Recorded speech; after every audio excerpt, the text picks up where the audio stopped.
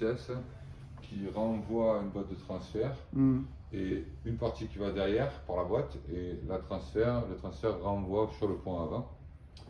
Donc en déporté, d'ailleurs on le voit, le pont rouge qui est décalé en fait par rapport à la boîte. Ouais. Donc en fait derrière il y a un cardan qui va aller se rejoindre sur, on va montrer. Bon, de toute façon, Je crois que tu as démonté une petite partie. Ouais, ça c'était quand je m'ennuyais Voilà. le week-end. Voilà, donc ça c'est la boîte de transfert.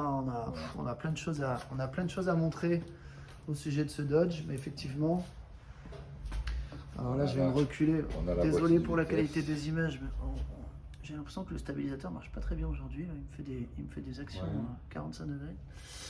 Donc voilà la boîte auto et le pont dont parlait Mathieu, donc qui est en rouge là, qui est juste derrière, on le voit bien.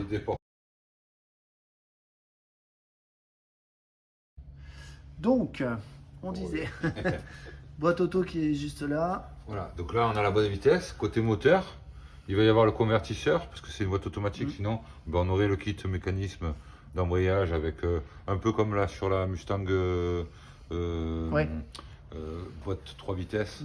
Donc là c'est mécanique, donc c'est différent. On avait un peu la vidéo de ça. Et donc du coup on a côté moteur, donc le convertisseur qui est un peu plus loin là-bas, qui renvoie la puissance à l'arbre de transmission qui part à l'extérieur, donc complètement au fond du 4x4. Donc lui il est assez droit en fait, hein. Des fois il est un peu déporté mais c'est pas beaucoup.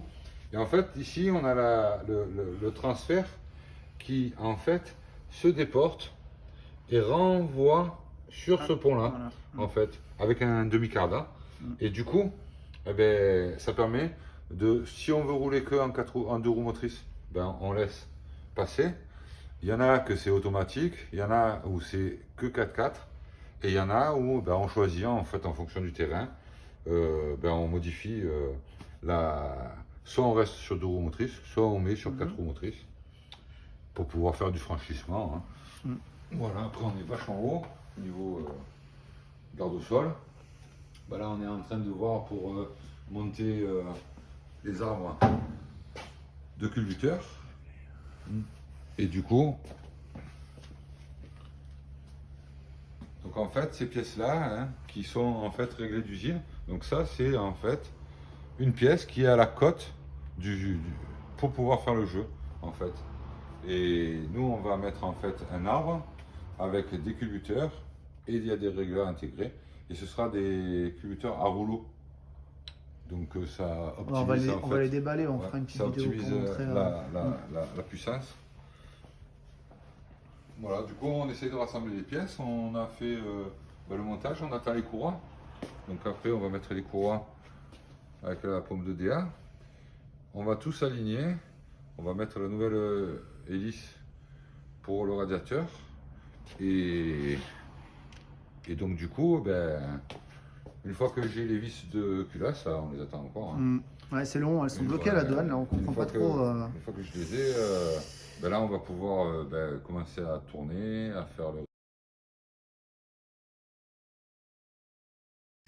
Allez, on reprend à la main. Alors pour ceux qui sont pas à l'aise avec ce qu'on a à l'image, là, donc là on a mis un kit de poulie tout neuf. Donc derrière cette pièce-là, il y a la pompe à eau. Ici, on a l'alternateur. Et ici, on a la direction assistée, donc avec la pompe de direction assistée que Mathieu a nettoyée, elle est toute neuve. Donc on a... Et on n'a plus qu'à mettre des courroies. Là, on a mis, alors ça c'est purement esthétique, mais ça donne un look vraiment hyper vintage américain, un peu hot road même. C'est-à-dire qu'on va mettre des courroies, non pas les courroies fines qu'on connaît sur nos véhicules européens, mais on va mettre de la courroie bien large là qui va prendre la totalité de tous les emplacements ici. Donc ça va donner un look vraiment hyper musclé sur ce V8 qui va être sublime. Donc on continue, on était en train de vous montrer les culbuteurs d'origine. Alors là, c'est la livraison de cette semaine. Enfin. Alors on n'a pas reçu les vis des culasses qu'on attend toujours. Donc on est bloqué sur le Dodge. Mais par contre, on a reçu ces nouveaux culbuteurs qui présentent avec le rouleau. voilà, qui présente déjà, ce sont des pièces de compétition, hein, donc on est vraiment sur des produits très haut de gamme. Pour le coup, la personne qui va faire l'acquisition de ce 4x4, je pense qu'il va prendre un immense plaisir à l'utiliser au quotidien parce qu'on est en train de faire un produit vraiment d'exception. Bref, je m'écarte. Donc ça, c'est les culbuteurs qui sont réglables. Donc on en parlait dans une précédente vidéo. Vous voyez, donc cette partie-là avec ce pas de vis qui est pas et les rouleaux qui sont derrière. Toute cette partie-là n'existe pas sur les culbuteurs d'origine.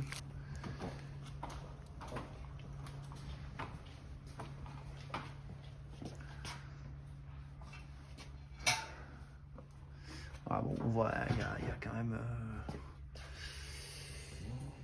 y a quand même 45 ans de technologie qui les sépare, donc on ne peut pas leur en vouloir à cela, mais c'est clairement c'est le jour et la nuit. Oui, et puis l'Arbacam, performance, haute performance. Ça, on affine en fait l'ouverture-fermeture des soupapes. Donc on affine en fait l'entrée des gaz, du mélange gazeux en fait dans la chambre de combustion. Et du coup, on gagne énormément de puissance sur un Arbacam. Parce qu'en fait, de base, c'est fait pour le côté robustesse, quoi, que ça dure longtemps, fiabilisation. Donc on va éviter en fait qu'il y ait trop de puissance par cet Arbacam. Et du coup, ça. Et là, donc, on a dit côté rouleau, voilà, comme ça. Non.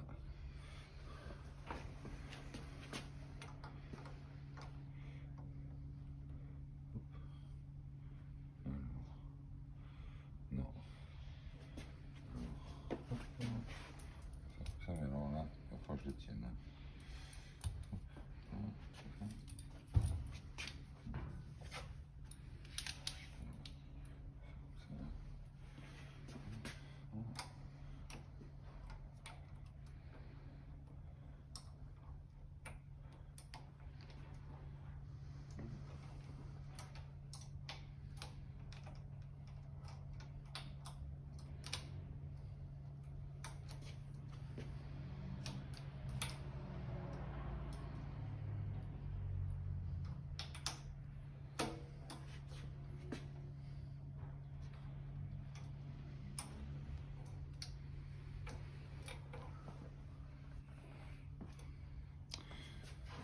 Voilà, là, les rouleaux qui viennent appuyer donc sur le côté.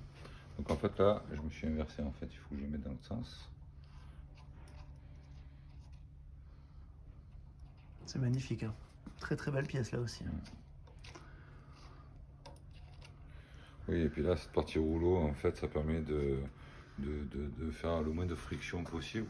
Donc du coup, toujours pareil, pour moins de friction, donc moins d'effort, donc plus de puissance à la sortie du VO et la boîte de vitesse.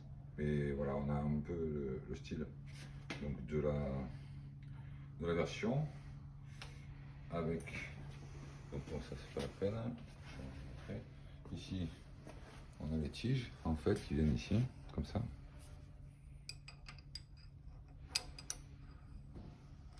Hop, et ça va venir. On appuie. Donc ici on voit bien. Voilà. Voilà. Et là après en fonction, on va voir pour faire notre réglage. Donc, et là on a une totale précision en fait sur le réglage qu'on veut donner au. Normalement il y a un contre-écrou. Donc en fait, on règle le jeu par la vis. Et après on a un contre-écrou. On maintient la vis et on serre le contre-écrou qui va bloquer en fait la tige à l'angle qu'on veut. Au réglage que tu veux lui donner. Ouais. Donc après en fonction du serrage, des fois on laisse la lame de cale être un peu plus dur parce que des fois en serrant, hop, elle relâche un peu, le fait que ça comprime. Mais voilà, ben, a priori c'est parfait. Elle y va. Ça fait du bien parce Là, on va avoir que quand on a des pièces qui viennent du bout du monde comme ça, on les attend 10, 15, 20 jours, parfois plus. Il n'y a rien de pire que se rendre compte qu'on s'est trompé sur la commande. C'est des choses qui arrivent, ou carrément que c'est à la préparation qu'ils se sont trompés. Dans ces cas-là, il faut renvoyer la pièce. Enfin, on part sur des semaines et des semaines d'attente. Donc, c'est top. Mais là, c'est bien parce qu'on voit bien les deux culasses côte à côte avec les anciennes générations et la nouvelle génération. Et on voit que c'est le jour et la nuit. Hein.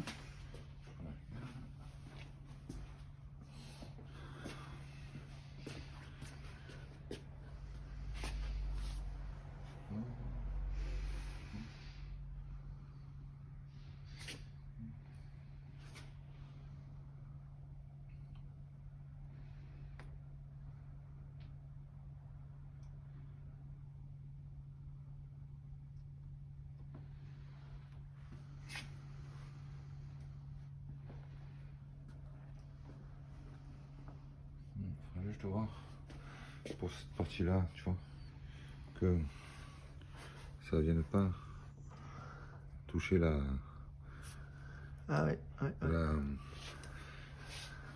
rondelle qui bloque les demi-lunes. Il faut juste vérifier ça, mais sinon ça a l'air pas mal. Bien. Donc ça, faut voir en fonction. Très bien. Ça sera mis en place, mais bon là on peut rien insérer parce que tant que j'ai pas les vis de culasse et que j'ai pas fait le serrage comme il faut, on peut pas trop jouer là-dessus.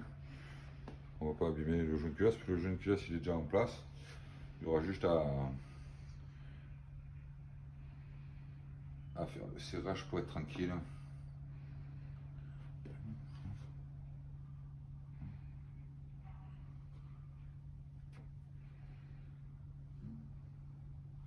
Voilà. Bon, mais pour le Judge, on attend les vis. Parce que là, concrètement, une fois que tu as reçu les vis, il te manque plus rien là, pour refermer. Tu mets tes culbuteurs, les couvre, les caches culbut. Donc là, serrage. La pipe d'admission au milieu. Voilà, serrage. Carbu. Et quoique le carbu, on peut Après, le mettre tout de suite parce que ça nous permettra de le soulever avec la plaque. On verra en fonction de là où on peut le prendre. Ouais. Parce que j'ai vu dans des vidéos où il le prenait, mais par l'intérieur. Ouais. Ce qui permettrait de mettre le carbu tout de suite. Voilà. Ok. Donc après, on va réfléchir à la question. Il y a l'allumage aussi. Sur ce modèle, l'allumage il est derrière, c'est pas comme sur la Mustang. L'allumage là, il est derrière sur les moteurs Mopar.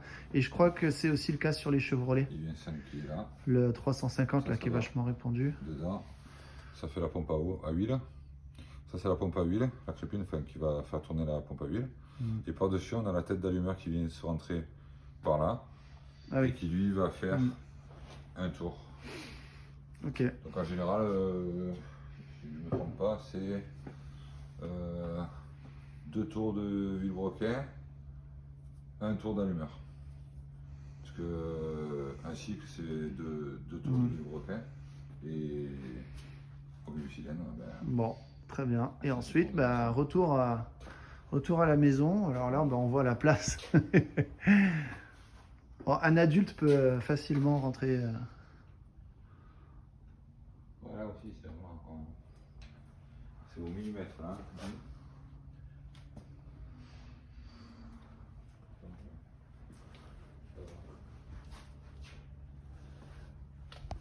Ok.